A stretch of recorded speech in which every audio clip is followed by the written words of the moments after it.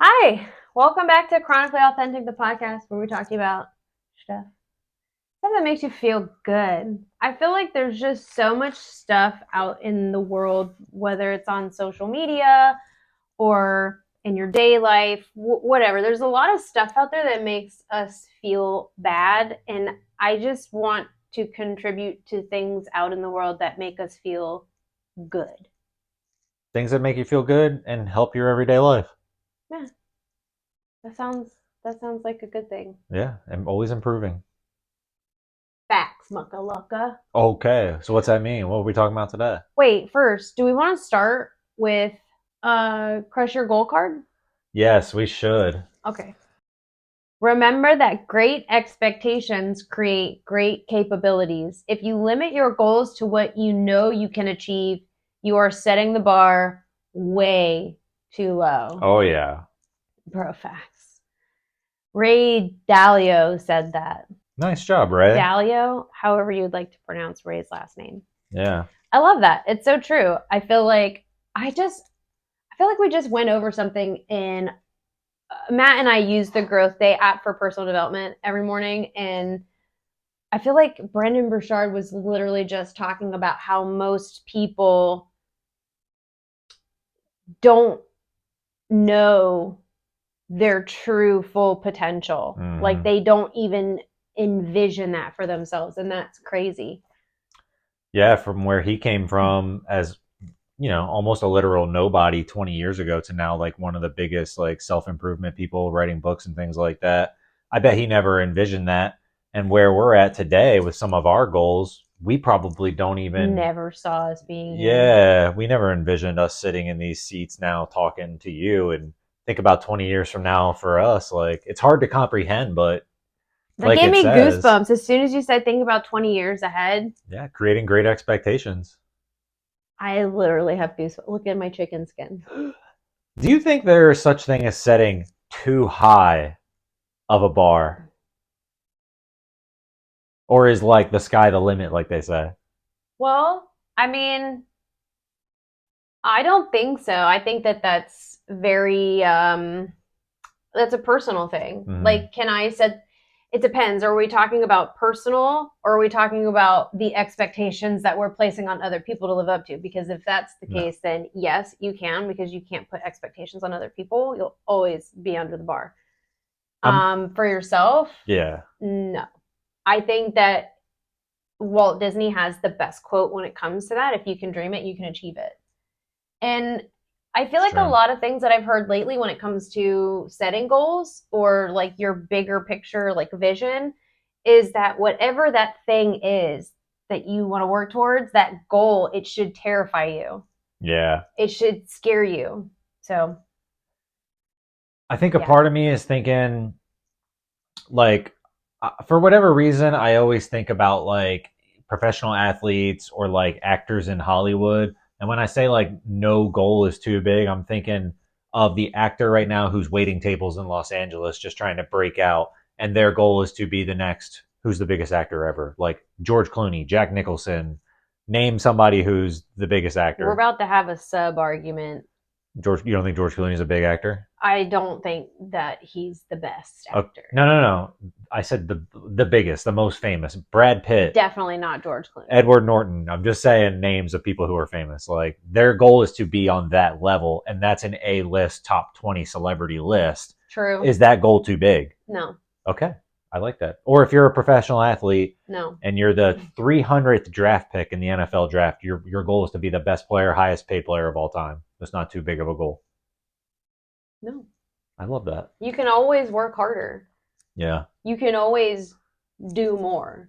I feel like a lot of people draw the line at what they're willing to show up and do. There's a phrase I've recently heard too where it says, I want the results more than I want the excuses.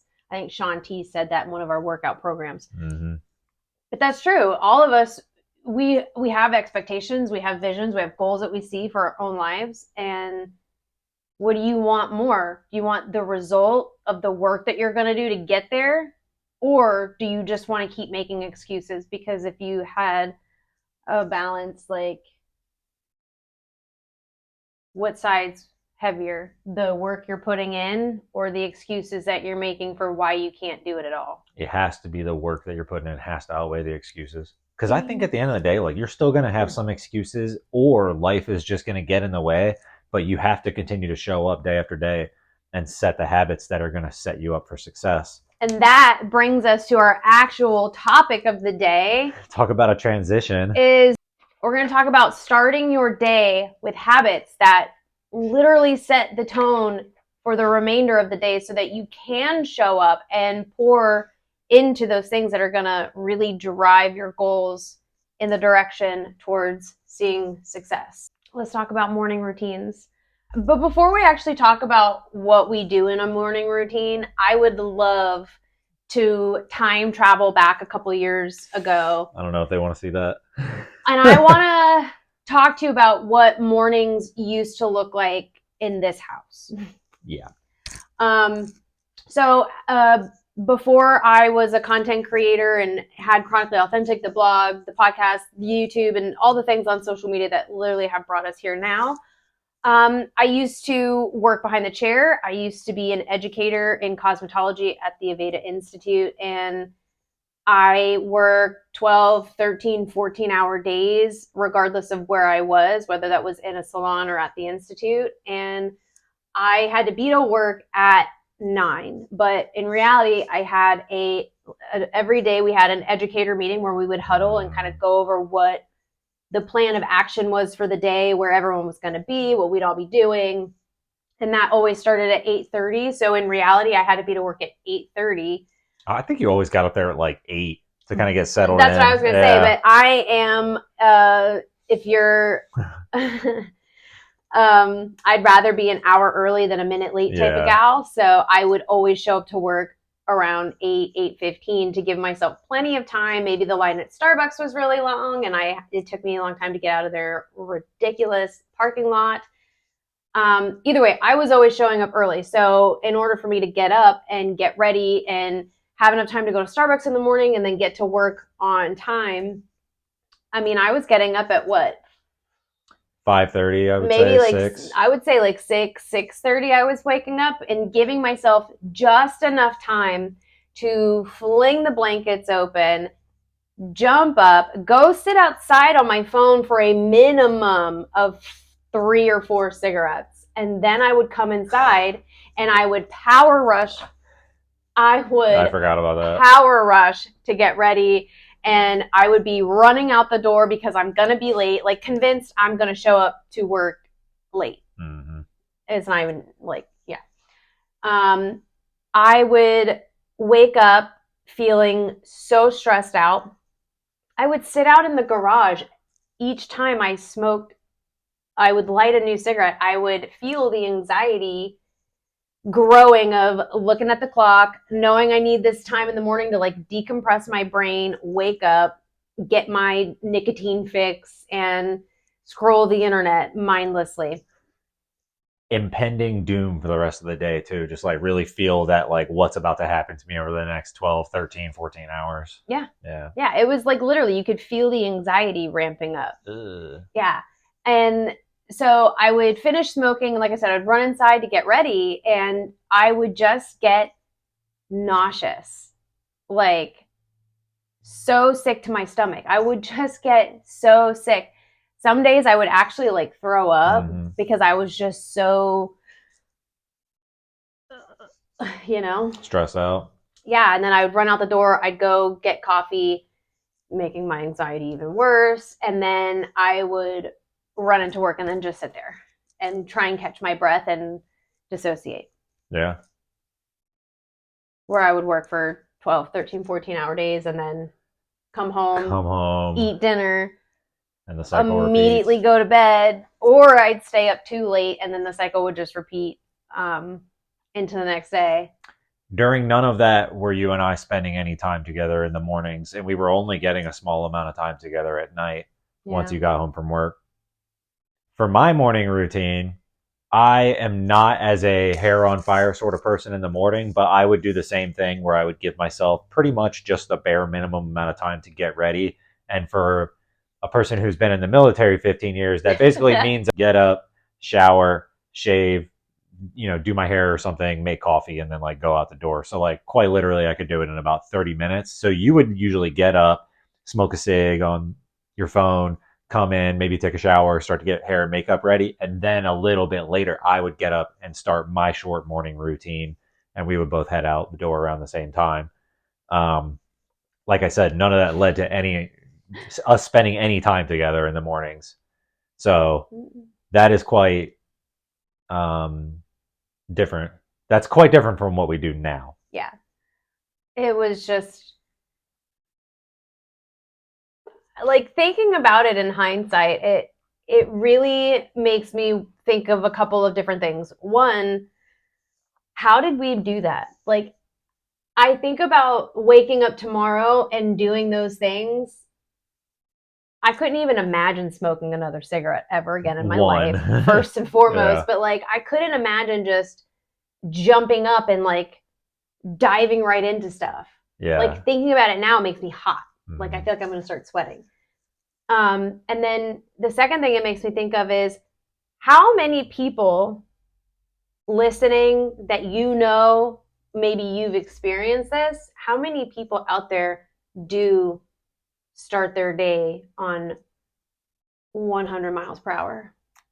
The majority of people. Yeah, because I'm also sitting here thinking of parents, because you need to have enough time to get yourself ready along with kids.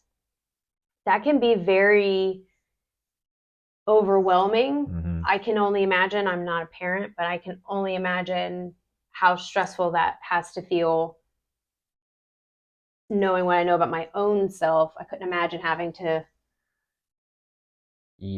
take on a little one or two or three or even four. I was going to say, imagine your morning routine that you used to have, and then you add in getting a handful of children ready on top of that, and all the chaos that goes on around the house. You really have no time for yourself then. Before we continue on, let's just tip our hats to the parents in the audience there. One thing that I personally feel shifted how Matt and I both show up in our own identities was having a morning routine that just allowed us to grow as people. Mm-hmm. But it also, in doing these things together, it's given us that time together in the morning, regardless of if he has to go to work or not. We always find a way to make that time work. The side eye. Because I'm in the military still, there are mornings that I don't have as much time as I usually do. And while I would love to take 2 hours to do our entire morning routine, take things slow and like spend that time together, we don't always get it. But Nikki's like really accommodating to my military schedule as well when I have to be in at a certain time, if I'm scheduled for a flight or a simulator, or if I have something in the department that I got to be in. We do the same things, but we either truncate them to fit them in that time frame, or we just get up earlier because those things are so important to us. And I feel like when you establish these healthy morning routines, it's important to follow through on them, even if you need to change the times a little bit and get up earlier, or make those things that you're doing a little bit shorter. You still have to get them in because it's so important for what we're about to talk about in establishing the rest of the healthy parts of your day and your weeks and months following. Yeah. 1000% yes. One of the hardest things was, especially because when we started to do an actual morning routine, you were actually deployed when I first kind of started doing this. So I feel like our routines were just opposite. Yes. So when Matt deployed for his first deployment that we were married, was I had decided that I was going to start 75 hard the day after that he left. Mm-hmm. And because we would have this huge 13-hour time difference between the two of us, Matt would be getting ready for bed when I was getting up in the morning and getting my day started. So we kind of got in this habit of, I would be doing my morning routine and I would be journaling and reading a book, and then have some time after to talk with Matt. And then he would go to bed and I would go do my workout. Mm-hmm. And when Matt was getting up in the morning and I was winding down for the evening, I would be journaling at night, reading at night before bed, us just having time to chat. So we got on this weird, like funky kind of routine. Even during that deployment, and kind of looking back now, it was like because you were waking up earlier to have the time to spend with me, and I was waking up earlier, so I really got in the habit of waking up early. You know, You're going to notice a theme here about the morning routine. It involves waking up a little bit earlier. it does, and I remember the point of saying all that was I remember at the time being really frustrated because I was staying up later so that I could have more time with Matt in my evenings, his morning, but I was waking up earlier to have that time in the morning as well. So it was just like I felt like I was not getting enough sleep, which is so freaking important. Yeah. In any, it's just important. Like you need sleep.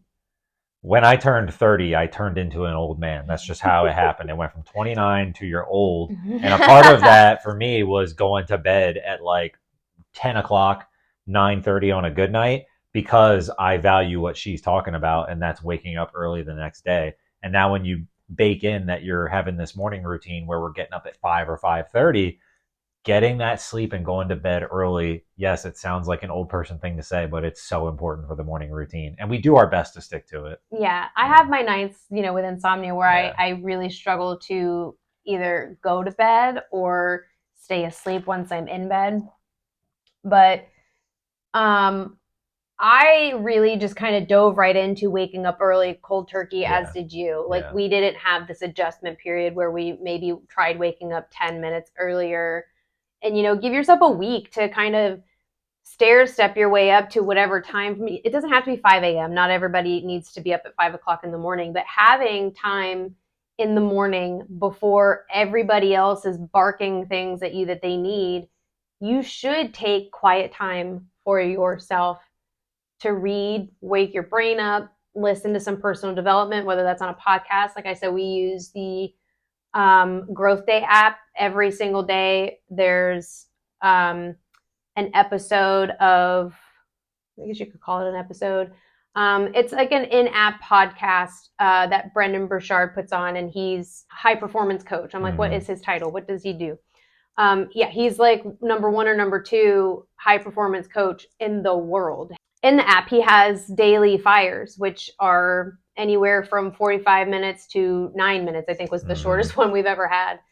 But we sit up at the counter, we mix up our pre-workout, we open up the Growth Day app, we push play, and we take notes as we listen. And sometimes, whatever the topic is, we will pause and like go into a full-blown discussion on either something related or just whatever it was made us think of something completely unrelated. And we'll have these like really good conversations about literally nothing or everything. And I feel like we have some of our best communication sitting at the kitchen counter first thing in the morning when we're talking about things that we're bettering about ourselves or whatever. On days where we are not crunched for time, we will hit pause during the podcast and talk for like 30 minutes about just one thing that he said and how it applies to us and how we can be better about something. And like she said, it just helps us come together.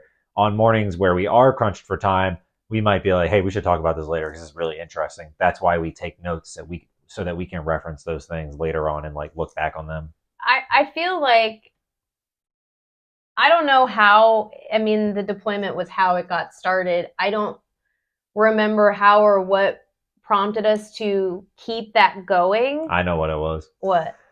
After we went to Summit in 2022, after that deployment, we decided to do a lifting program together. And the only way that we could fit in the lifting program into our schedules was to do it first thing in the morning. And so you and I came to the conclusion that we're going to do this workout every morning before I go to work. That required us to get up earlier, and we started getting up every day to do Lift More before I went to work. And we did that program for 8 weeks. And then after that, it was just established. The morning routine was established. You remember that? Yeah. And now when we wake up, like I don't want to sleep in. Like I have days where like you need extra sleep, and we like this week, for example, I just finished 75 hard last week. My body is exhausted. There's a lot of stuff going on with us getting everything situated to move to Hawaii in like a month and a half. Yeah. Shit. Like it's coming up quick. So there's like a lot of stuff going on mentally. It's a very heavy time as well as physically. So because I just finished 75 hard, I've been taking the time to get extra sleep because unintentionally my alarm goes off at 5. I shut my alarm off. And like the other day, I shut my alarm off. I didn't even turn my phone screen off. I just set my phone down face up so it's illuminating the dark room. And I went back to bed for another hour and a half. Yeah. I did that again today, by the way. My alarm went off at 5. I was awake. I shut it off and went right back to sleep and slept for another hour and a half. Yeah, thankfully, I have the week off of work too to do house hunting and help pack up the house. So we don't have the responsibilities that we usually do, which means that we're not going to beat ourselves up for doing that because of what she said, 75 hard, and having the week off to take care of household things. So, yeah. So on days like that, like, so say like on Saturdays and Sundays, like you can still do your morning routine. You don't need to wake up at 5 o'clock and do it, even though like I still make Matt wake up at 5 o'clock on the weekends just because it is our habit. And I know when we get in these spurts like we're having this week where we're sleeping until 6:30, when we're back to that 5 a.m. schedule, it is so difficult. So in my mind, it's just easier to stick with what you do because it's just what you do. Yeah. So anyway, back to if you need to wake up earlier, don't just be like, tomorrow I'm waking up at 5 a.m. and I'm a 5 a.m.er from here on out. I mean, sure, you can do that. You probably will set yourself up for not meeting that goal. Mm-hmm. Can you do it? Yes, but can you sustain it? Probably not. I think that one thing I recommend to clients is give yourself a week, 7 whole days, and by the 7th day, wake up. It'll be easier. So maybe you typically wake up at 7, maybe set your alarm for 6:45 and 15-minute increment, step it back until you get to that goal time that you want to wake up at. That way you're training your body to wake up earlier versus you're just doing it now. And I would say on the flip side of that, the night before, try going to bed 15 minutes earlier. If you put the kids to bed, maybe try getting them to bed earlier. I don't, assume what your night schedule looks like, but you should try and get the same amount of sleep that you were before and just start stepping those things back. Mm-hmm. Just shift things. Yeah. So aside from waking up earlier and having that time to listen to the Daily Fire and the Growth Day and read and journal, after we get that stuff done, which usually takes anywhere from 20 to 35 minutes, we immediately walk out. While we're doing that, we're drinking our pre-workout. Mm-hmm. Matt's having a snack. He usually does a banana with some American Dream nut butter. And then we immediately go out into our home gym in our garage and press play on a workout and get it done first thing in the morning. Because if you're anything like me, the more I can procrastinate something, the percentage that I'm going to actually do it decreases as time goes on. Shocked. Yeah. Hello, ADHD. So if I don't do it first thing in the morning, I just struggle really hard to get it done as the hours pass in the day. I don't like doing it in the afternoon or the evening. Maybe it's like hey, let's switch it up. Let's work out tonight and go for a walk this morning. We're still going and doing some form of movement first thing in the morning so that if it doesn't happen later, I don't feel like, dang, I didn't do my routine today. Going along with that, and from my point of view, if you have something difficult like physical movement or strength training to get done first thing in the morning, you feel so accomplished afterwards and have so much more energy after that. So you go, dang, I'm a beast because I just got a workout done. I feel great. And like the hardest part of the day, which may be that workout, is done now. And you can take on the rest of the day like fiercely. Yeah. Yeah, everything is downhill sometimes after that workout. Yeah. But it really just, so if you think about it, working out, science tells us it releases all those really good, happy chemicals in your brain, endorphins. They make you feel good. They boost your confidence. They decrease symptoms of depression. They can decrease symptoms of anxiety. Mm-hmm. It's really, really good for blood flow throughout your whole body, including your brain. So you're just a little bit more sharper. I agree. Because you've just started your day like slowly waking your brain up, slowly working your body out, waking all the things up. And then by the time you actually go in to get ready, either for yourself or your kids, you feel, like Matt said, this like huge sense of accomplishment because you've already tackled so much stuff first thing in the morning. Mm-hmm. I have some girlfriends who are moms, and I know that moms really struggle with the one bane of everybody's existence, and that's the never-ending flow of laundry. Ooh. A lot of my mom friends will actually put on their personal development podcast, and they'll fold and catch up on laundry while they're doing their personal development. And I think that that's so cool. That's multitasking, which I think we're going to tackle. Yep. Multitasking next week's podcast, but you don't have to dive right into something. I feel like when we have this expectation on ourselves that we have to make a cold turkey change overnight, how often do those changes sustain? What if, to start out, you woke up 20 minutes earlier tomorrow and you went for a walk and listened to a personal development podcast? Now you're talking about 20 minutes listening to something to get your brain warmed up and your body warmed up, and you only had to spend an extra 20 minutes in the morning doing that. And then you feel accomplished because you took care of both those things. Yeah. That's warming up into a routine. Yeah. I feel like we love to overcomplicate the real simplicity of what a morning routine could look like. I mean, honestly, before I even started all of this stuff with you, I feel like I was having an issue with like insomnia. So I was waking up at like 3:30 or 4 a.m. for a while there. So my morning routine became, since I was just up anyway, I would make a hot cup of tea. Mm-hmm. I would pick a special one of my Fiesta mugs of whatever color I was feeling. And then I would go sit out in the garage with the garage open, and I would listen to the birds, and I would actually look up the color of whatever mug I chose and would learn about the psychology behind the color and what that color represented. And I learned so much about colors in that like month or so span of time where I was just having that really bizarre sleep cycle. Yeah. But that became my morning routine, and I actually looked forward to learning about a new color.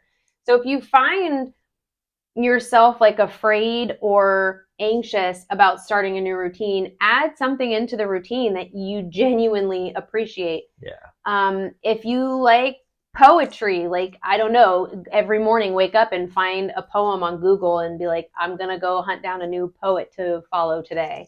Drawing, like art. Yeah. Whatever you're interested in. Be like, today I'm going to go during my morning routine and I'm going to go find something new that I've never, whatever. Yeah. I think a lot of the times, we've talked about this in the past, but like people pigeonhole themselves into personal development from recommendations from other people or like popular books and self-improvement things at the time.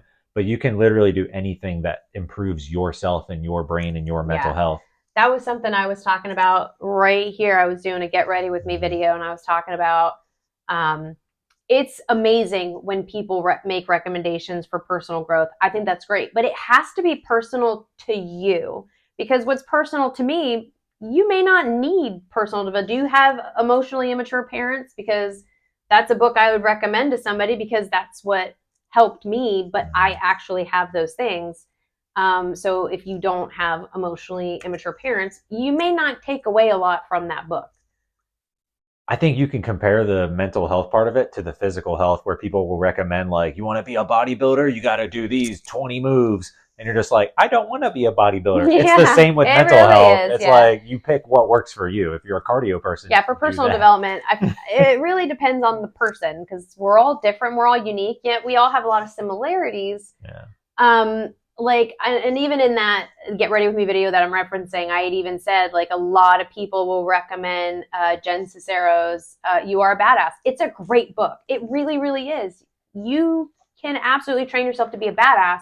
that is a personal growth book that I feel it's got a wide cast net. Like you could throw that over a lot of different types of people, but real true personal growth comes from growing the parts of you that hold you back or that say mean things in your head. And really, and that's where I feel like journaling comes in, is writing those things down and really reflecting on why those things are true for you. Because sometimes, like personally, I have found that when I journal about things that either I've said to myself internally or that I did in the outside world that I wasn't maybe proud of, it helped me find the actual thing that I needed to work on. Mm-hmm. You know what I'm saying? Yeah, it goes to the bigger problem that's actually inside that you need to address. And my personal development lately has been focused around addiction and the processes that have led me there. And so, not everybody experiences addiction like I do, so I wouldn't expect them to do that sort of personal development. But for me, it's what I need to discover the things that are going on inside. Yeah.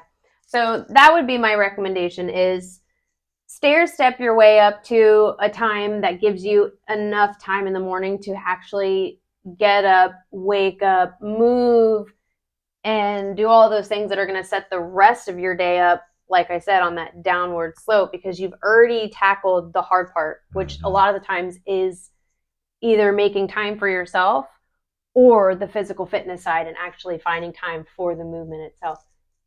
But damn, I didn't even think about that too until just now. One of the biggest things that people get. Wow, I'm having a realization. Can't wait to hear it. Yeah, work with me here. One of the biggest things, especially parents, moms especially, have the most difficult, if it's even existent, they have the hardest time making time for themselves.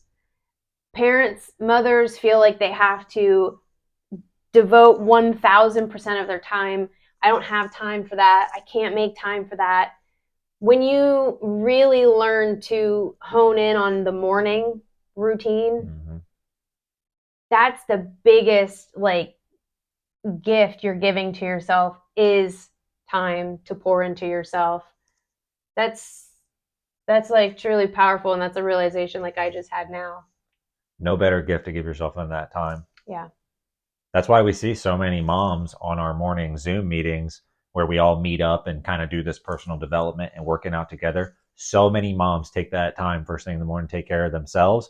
And then as they're working out and stuff, you see the kids start to come in because they're waking up and they start working out with the moms too and being a part of like the little community And that we got. It's amazing. that's what's so important. Yes. Like there is no greater message as a parent to send to your kid than to take care of yourself, and your physical fitness and movement and mind work. Like it's all so important, and like teaching your kids, because a lot of the parents that we work with, they have like toddlers, and watching the toddlers kind of grow up over the last couple of years, go from just watching to participating. I have a friend, Hannah. She's a mom. Her husband's in the military. They have two small kids. Her youngest just turned 3, and it's been kind of crazy to watch over the last 2 years. Watch her daughter, not only just watch what she's doing, but go from the watching to the I'm gonna crawl over and like hang on you while you do it. And sometimes you'd look up at the Zoom and Hannah would be there using her daughter as a weight. Or to now, her daughter's getting older to where she's curious about what weights are. So she's 3. So she's in there and she's picking up weights and starting to like try and do the moves with Hannah. And I just like, I'm getting goosebumps. I feel emotions boiling up. But like, I just think that is, especially as a woman to a daughter, like, there is no like stronger message to send to a little girl, because society will just do everything in its possible like grasp to diminish that of a woman, what it means to take care of yourself and what is healthy and so on and so forth. That's just so cool. It's cool to witness that. Yeah. And it's even better to be like a freaking part of it. Wow. Setting an amazing example. That's insanely awesome. Before we wrap up, I'm gonna make a quick plug too about taking care of your nutrition in the morning. I know people who do fasting and who eat first thing in the morning. And while there are benefits to both of those things, I would say that if you do work out in the morning, you should make sure you try and get your protein goals in. We always usually try and drink a protein drink in the morning so that you're giving your body nutrients so that when you start the day, you can start it off on the right foot. But like I said, I also know people who fast that they don't eat until later in the day, and it just you get all your calories in later and restrict your calories in the morning. Both things are beneficial, so play around with it and see what works best for you. I'm a morning eater. I'd like to get protein after I work out. Nikki's more of a faster, so see what works for you. But definitely take care of your nutrition and work that out as well. Capiche? Capiche. So yeah, aside from your nutrition and stair-stepping your way up to a time that's functional for you to have you time in the mornings or whenever that works for your schedule, journaling, personal development, whether it's reading or apps or podcasts, make some time for you. I used to say it at the kitchen counter every morning, like, you matter. Everything about you matters, literally. The things in your brain that you're like, oh man, I wish I could. You can. And the only reason you don't is because you use the excuse more than you use the result. Mm-hmm. Start leaning into the goal and the result and put more time. Use that morning habit, that morning routine to, as many people say, move the needle towards the result that you want to see in your own life. We're not here to set expectations or goals for you, but yeah, we all have to start somewhere. That wraps up today's podcast. Don't forget, next week we're going to be diving into the do's and don'ts of multitasking. got a lot going on. Yeah. We're on the road to 500 subscribers on YouTube. Let's go. Dude, that's so cool. So make sure you like, follow, subscribe. Come join the conversation down in the comments and let us know, do you have a morning routine? Are you going to try and start a morning routine? Do you need help with a morning routine? Do you need help with a morning routine? Were you going to say that? Yeah. Oh my gosh. Get out of my head. Yeah. Whether you need help with a morning routine, come join the conversation down in the comments. We'd love to know your feedback or anything that we can do to help you get started in a morning routine. Come find me on socials, nikki.bunting, or come hang over on the Chronically Authentic blog at nikkibunting.com. And we will catch you next week. Crush those goals. Go crush those goals.